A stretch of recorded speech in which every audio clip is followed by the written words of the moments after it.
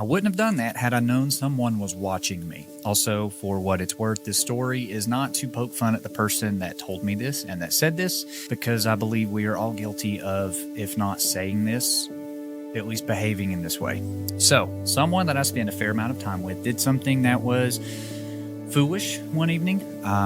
Deed was harmless, but again, most would consider this deed to be foolish, or at the very least, questionable. I was not personally there to witness this story unfold in real time, but I was privy to the recounting of the events. So the person responsible told the story, however, they finished with something that had a profound impact on me. Their closing statement was, I wouldn't have done that had I known someone was watching. So, again, important to note here, it was not a crime, no theft, or any other bad or nefarious deed that you can imagine was committed, just a questionable action. But what about that statement, right? The statement of, I would not have done that had I known someone was watching. So what is it about being seen or getting caught that would have caused this person to not do whatever this action was? I would ask you, is the wrong in the action or in the getting caught? I would imagine most of you would suggest that whatever it is, fill in the blank there, is still wrong, even if you're not caught or not seen doing it. So as Christians, why do we do it, whatever it is? We've all done things in our lives that we have gotten away with or that no one has ever seen, but that's really not true, is it? Because as Christians, if we believe part of the Bible, we've got to believe the whole Bible, and that tells us that we're never alone, even if there aren't other humans around. So do we just forget that we actually can't do anything in secret?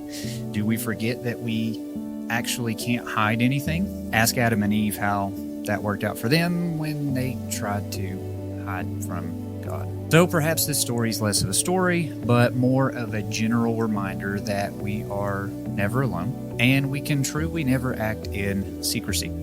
So the next time you'd find yourself possibly saying, I would not have done that had I known someone was watching.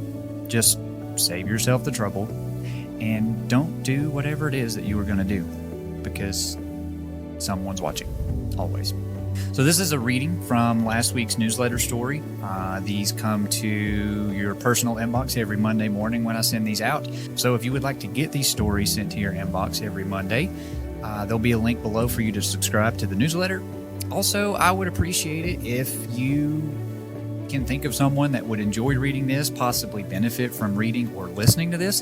Be sure to send it to them, because my goal with all of these is to uplift someone, offer some sort of encouragement, just to aid in this thing that we call life in some way. Oh, and I'm also working on a name for this story newsletter thing.